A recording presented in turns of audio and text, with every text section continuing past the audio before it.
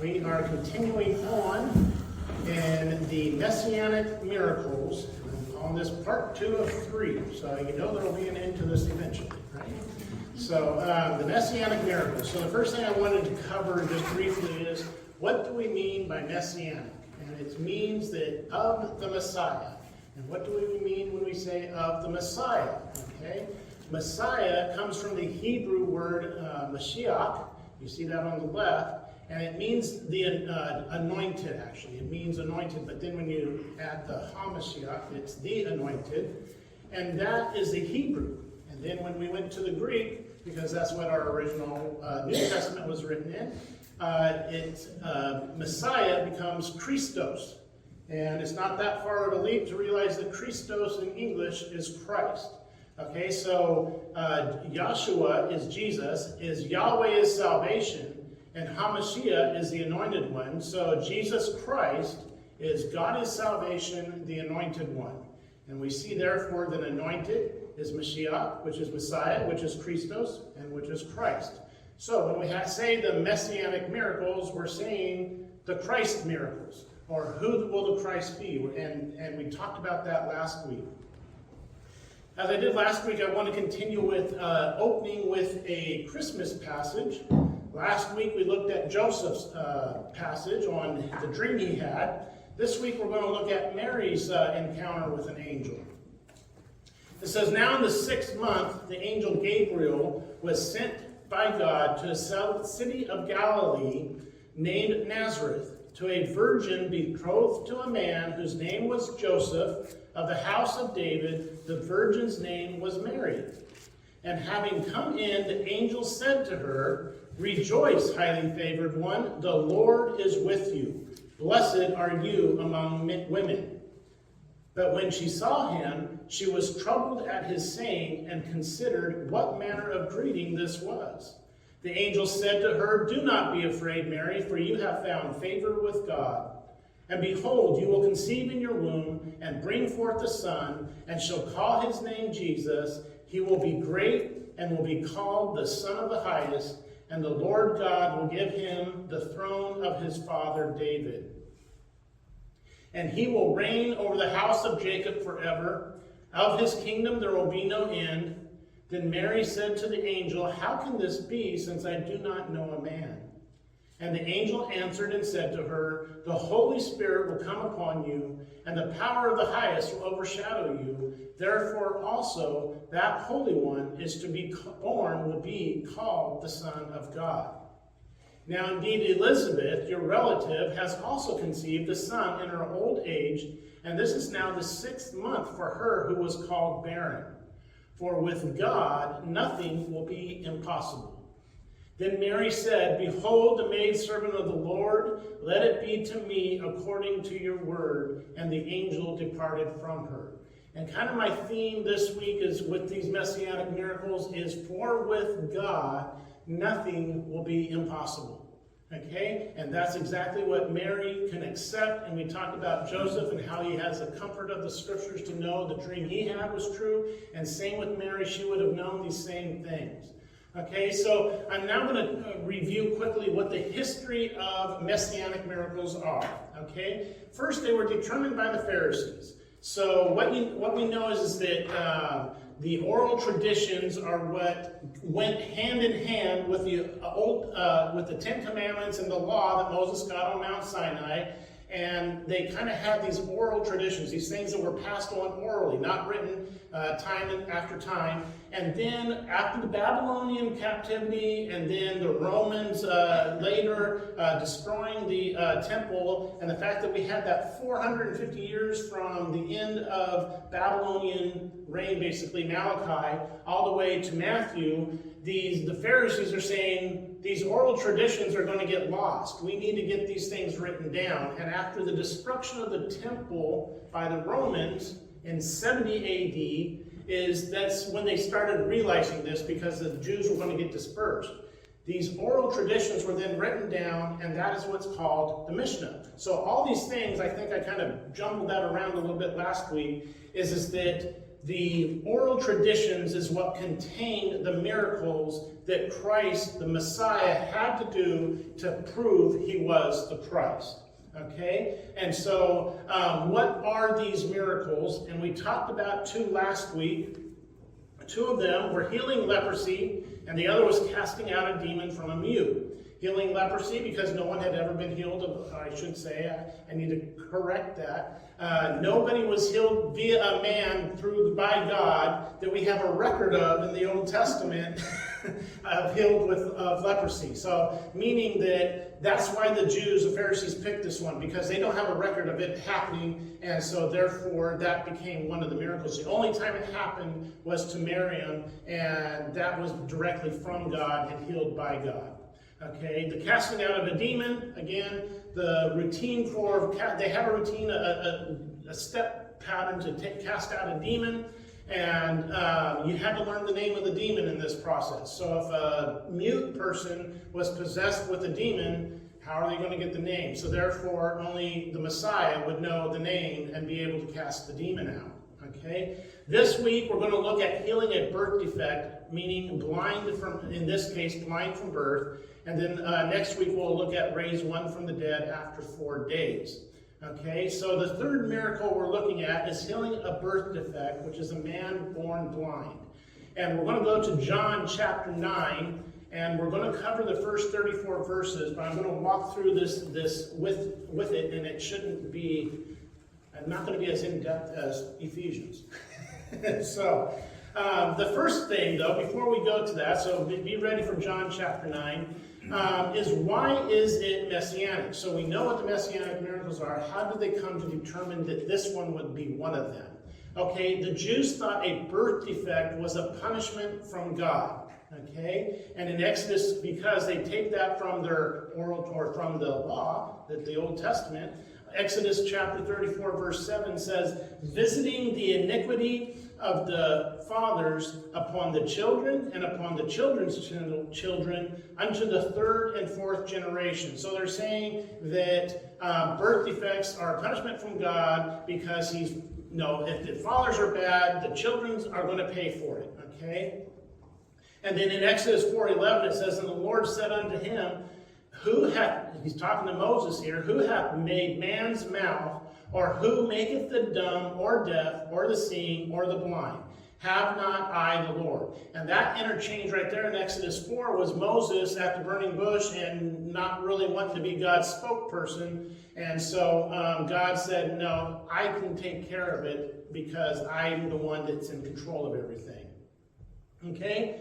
Continuing on why it's Messianic, and I'll try to go over this fast enough where you get the point, but not so much that you get the detail that I like getting into. Okay, the Jews, part of this process is the Jews considered the fetus to have two sides. And this is going to play into when we start reading the passage.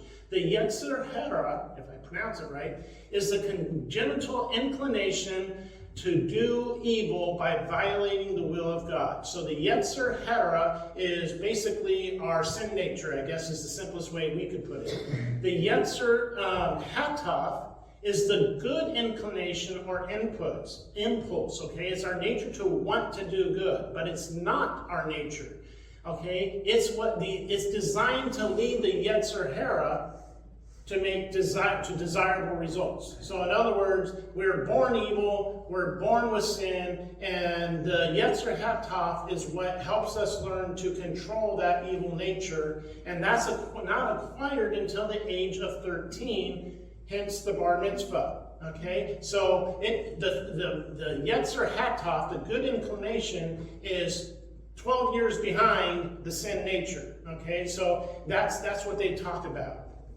This is Jewish belief, and Christ is going to we're going to see that Christ kind of disproves this idea as we go through the passage. Okay, so the bottom line is that's why this became Messianic, is because therefore only God or his Messiah could do the healing of somebody born with the defect. Because it came from God, only God could heal it. Okay? So, here's where we're going to learn why that was important. Starting in verse 1 of John chapter 9, it says, now as Jesus passed by, he saw a man who was blind from birth. And his disciples asked him, saying, Rabbi, who sinned, this man or his parents, that he was born blind? So I know when I first read this many years ago, I passed right by that. But think of that. This is where that idea of the Yetzer Haroff and Haftoff comes in, because this man, who sinned? This man born blind. How could he have sinned being born blind unless you believe that you can sin as a fetus, basically, okay? And so that's the point. And then Jesus answers, this is why I say he's disproving that whole Yetzer Haroff and Haftoff thing. It says, neither this man nor his parents sinned, but that the works of God should be revealed in him. So Jesus is saying, this. Now you kind of off base a little bit on that belief, because we're just going to show you who God is by healing him, okay? And so when Christ had said these things, he spat on the ground and made clay with the saliva.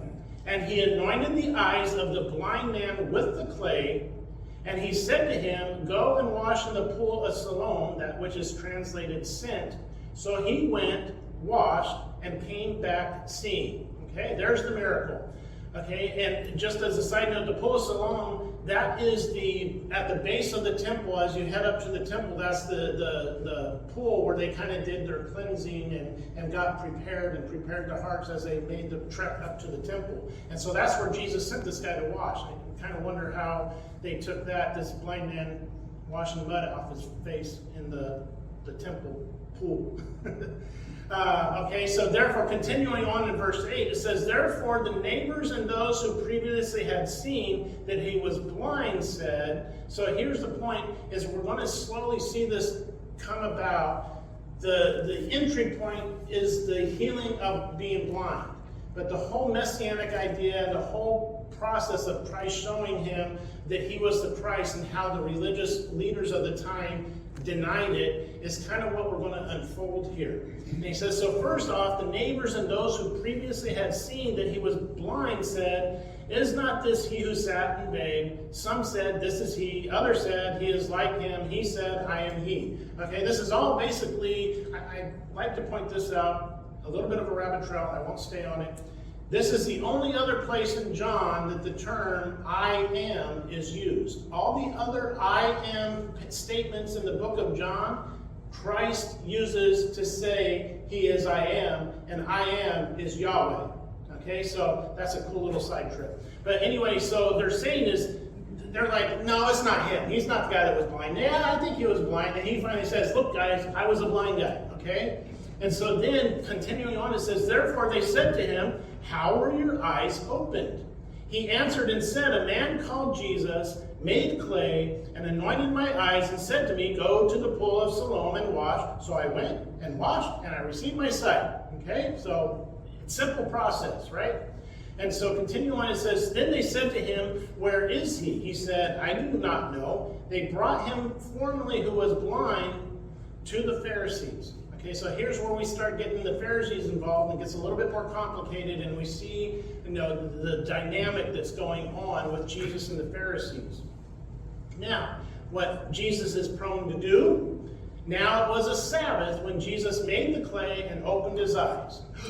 He did some work, right? That's what they're thinking, okay? Then the Pharisees also asked him again how he had received his sight. This guy's, I guess when you're healed of blindness, you don't mind telling the story, but you're going to see later that he's kind of getting tired of telling the story, but he uses it for a good intent. It says, Pharisees also asked him again, how had he received his sight? He said to them, he put clay on my eyes, and I washed, and I see. Okay? And so therefore some of the Pharisees said, this man is not from God because he does not keep the Sabbath. Okay? Others said of these Pharisees, how can a man who is a sinner do such signs? And we're going to get that question answered by the blind man or the man that was blind. We're going to get his answer to that question. It says, and there was division among them. So they couldn't even agree among themselves whether this was a good thing, a bad thing, from God, not from God. And so there was a division. And I often think, especially if anybody see Fiddler on the Roof? I often think that this was the prime of their time during the day, is to have these divisions so that they could just go back and forth with each other. Anyway, so there was a division among them. They said to the blind man, "What do you say about him because he opened your eyes?" And he said, "He is a prophet." Okay? But that kind of riles up the Jews a little bit. It says, "But the Jews did not believe concerning him that he had been blind and received his sight until they called the parents of him who had received his sight." So again, we're going back to, why is there a whole chapter of John devoted to this story? Jesus healed other people blind, and we don't have a whole chapter devoted to it. The Messianic Jews would say this is because this is a key example of a Messianic miracle being performed. So John wants to give the process that went through, because they wanted to make sure that, no, you were born blind, I don't know if I believe you. Because then, if he was born blind, it's a Messianic miracle, and he now sees, and that's one strike for, or one hit instead of a strike for Christ to be the Messiah, right? And so that's why we have these details in here. It says, "So, and received his sight until they called the parents of him who had received his sight. And they asked them, saying, 'Is this your son who you say was born blind? How then does he now see?'" Okay, they're trying to stir up unrest and discord in this whole situation, because they already don't want to. I mean, we're in the middle of the book of John here, and already the Pharisees don't really like this Jesus fellow, right? And so, you say was blind. So his parents answered them and said, "We know that this is our son, and that he was born blind. But by what means he now sees, we do not know. Or who opened his eyes, we do not know. He is of age. Ask him. He will speak for himself." And we're going to see why that's so critical here in the next verse, okay? They're saying, yes, he was born blind. Yes, he now sees. We don't know how it happened. You ask him. Why were they so specific in their response to the Pharisees at this point? So it says his parents said these things because they feared the Jews. Or the Jews had agreed already that if anyone confessed that he was the Christ, he would be put out of the synagogue. Therefore his parents said, "He is of age, ask him." So in other words, there's this whole thing, you can do a study that I did, that this whole being thrown out of the synagogue. The Jews had 3 levels of being shunned, so to speak. I mean, again, that's why I envision Fiddler on the Roof. Remember when the third daughter, how many saw Fiddler on the Roof?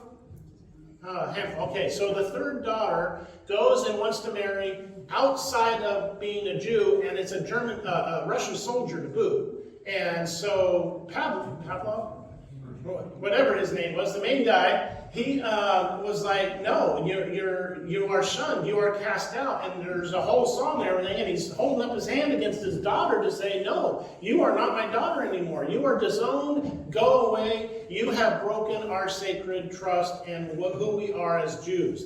And so there's 3 levels, and that's like the ultimate, that's the 3rd level of what he did in that movie. And what they're saying is happening is that you get in a little bit of trouble and you're not allowed to go to the temple for a week or 2 or something like that. You get in a little bit more trouble and you might have to spend more time or do more offerings or something. But the 3rd level is you are not a Jew anymore. You are disowned, you are disavowed, you are not, just go away. And so this is what they say is the level of being cast out is this higher level where you're not a Jew anymore. Okay, so the parents were afraid of this. That's why. They feared the Jews, because if they claimed he was the Christ, if anyone confessed that he was the Christ, they would be put out of the synagogue permanently. Okay, so great parents. Ask him. He's of age, right? Sometimes I think that we as parents have a right to do that, though. So, I could tell a story about a stolen car and a son, but I won't. And it says, "So they again called the man who was blind and said to him," I love this. This is like an oxymoron, or it's just humorous to me. "Give God the glory. We know this man is a sinner." Okay? That's kind of like an oxymoron, right? How can this guy give God the glory even though the sinner is the one that did the healing, because we don't want to admit that he's from God, so give God the glory, this man is a sinner. Okay? He answered and said, "Whether he is a sinner or not, I do not know. one thing I know, that though I was blind, now I see. Okay? Then they said to him again, what did he do to you? How did he open your eyes? He answered, he's getting frustrated with these guys too, and he's leading them down a path, I think, a little bit too. He answered and said to them, I told you already, and you did not listen. Why do you want to hear it again? Do you also want to become his disciples? Right? It's like, I see this as like, he's like the first witness of the Gospels kind of thing here, like trying to witness to the other side, and like, why? Do you want to become his disciples? And, do you think that works for them? No. We're going to see that in this next verse, okay? Then they reviled him and said, you are his disciple, but we are Moses' disciples. Right? That whole proud thing of who their lineage and why they are who they are. Jews are very proud of their connection to God, and that's kind of what makes it so sad and hard when you have Orthodox Jews that don't believe in the Christ because they still believe they're the chosen of God. It's kind of sad in a way. Okay? Anyway, so they're just like, well, you are his disciple. Yeah, you go hang out with him. We're Moses' disciples. He says, we know that God spoke to Moses. As for this fellow, we don't know where he is from. Okay? The man answered and said to them, why, this is a marvelous thing that you do not know where he is from, yet he has opened my eyes. So this is he's not a priest. He was a blind guy. I don't know if he was very high up on the rich man's scale. It probably wasn't being blind. It says, why do you not know where he is from? Can't you see the hand in front of your face? Can't you understand? We proved, you drove my parents in here. They told you I was born blind. This man put clay on my eyes. I washed, I see. Why is that? Why are you having such a hard time with this? And it says, and again, there's stubbornness, there's stiff-neckedness. Now we know that God does not hear sinners, but if anyone is a worshiper of God and does his will, this is the man continuing, now we know that God does not hear sinners. So that whole, give glory to God, this man is a sinner, right? He's like, this guy is schooling them. And he says, but if anyone is a worshiper of God and does his will, he hears him. He's saying, you can't do these amazing things. You yourselves, he's probably thinking, I was raised to learn the scriptures, and it's your crew that came up with these messianic miracles that you support, and one's happening, and I'm having to explain it to you. Okay? And so he's saying, but if anyone is a worshiper of God and does his will, he hears them. And it says, since the world began, it has been unheard of that anyone opened the eyes of one who was born blind. Again, the very reason why this is a messianic miracle. Because nobody has, I can say it here versus the other one, Josie. Since the world began, it has been unheard of that a birth defect has been healed. Okay? Specifically being born blind. If this man were not from God, he could do nothing. Okay? Just really laying on thick onto the Pharisees, be like, guys, wake up, get a clue. It says, they answered and said to him, you were completely born in sins, and are you teaching us? And they cast him out. Okay, so here, again, we go back to, you are completely born in sins. What does that tie to? That ties back to the opening verse where the disciples themselves asked Jesus, who was the sinner, the man born blind or his parents? So they have this mindset that he was a sinner, so therefore that was why he was blind. And the Pharisees are throwing this right back at him saying, you were completely born in sin. You were born blind. That means you were completely born in sin. Okay? You did something as a fetus that made you be blind at birth. That's their mindset. That's the culture that the Jews believed at that time. And he says, so therefore are you teaching us? And so therefore, in their sanctimoniousness, and they think they're so right and righteous, they cast him out. And I didn't want to continue on because it's a long chapter, is that Jesus later meets up with him, and talks with them, and he becomes a convert, and it's a good end to the story, and that's one of your reading assignments this week will be to read John chapter 9 so you can get the whole story. Okay, so that leads me to my so what. It says, God's timing is always perfect. There will always be haters, and he will always get the biggest bang for his buck. Remember this when going through hard times. So God's timing is always perfect. This guy was born blind, right? Mary was like, what do you mean I'm going to be pregnant? Therefore, with God, nothing is impossible. God's timing is perfect. When you go into Bible school or you study some Bible stuff and talk about the gospel and God's timing on Jesus coming to the earth, you hear these things about how it was the perfect timing, and some of the reasons is because the Greeks had developed a road system that they could communicate on and go through. They had also come up with a common language for the first time that everybody knew. So there's things and factors that God knew why Jesus should come at the time he did and for the reason he did, because it was the perfect time in human history, past and future, for him to come. And so God's timing is always perfect. And there will always be haters. There will always be the Pharisees. And that's what's sad. That really is what's sad, is because sometimes the haters, the ones that are pushing you or questioning you, are supposed to be your counterparts in the church. Okay? So that's the thing, is that you have to walk your faith with Christ, because there will always be people, and sometimes it's sad that it's within the church, that will doubt your commitment to God. Don't let them. Okay?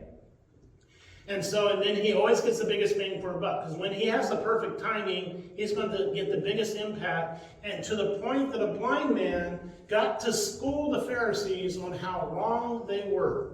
I just love that idea that this blind guy, probably because he was blind, sat at some place begging all the time to get to eat and to have a meal, and he's telling them the truth. It's like the wisdom of God is ignorant, his stupidity to men. You know, it's just that idea that I just love that Christ's like, okay, I'm going to heal you, and just look at the ruckus you're going to cause. Look at what you're going to do to these Pharisees who think I am not the Messiah.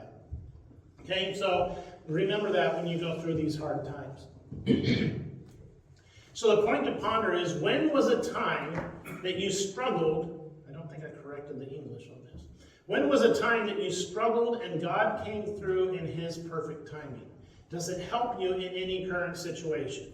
I know I've had many struggles in my life, and sometimes out of my own stupidity, but oftentimes God is showing me something, teaching me something, and those times are priceless when you go through hard times. Trust me. I mean, Josie and I have been through that at times, and those are the times we lean on. You know, and the patience and comfort of the Scriptures is one thing, but there's also this idea of personal experience, knowing God is there for you. It's just when things get rough and you know God's come through in such miraculous ways, and you remember that and you think about that when you're going through hard times, it's what keeps you going. Okay, then for next week, continue in the Luke challenge. You should be on chapter 8 today. If none of you remember that, the Luke challenge. If you read one chapter of Luke a day between December 1st and December 24th, you will have read the whole book of Luke. So that's a good opportunity to get into the Word if you're not, and hopefully you'll continue it into the new year. And then read John chapter 9. We went really fast through that chapter, in my opinion. Maybe you think I took forever through it. But there's also continue on past verse 34, because it continues on. And it's a really good chapter, and really good, especially now if you paid attention and you understand the concept of Messianic miracles and where the Pharisees were and all that, and read it in that new light if you didn't already know it. And it's an amazing passage in the Bible.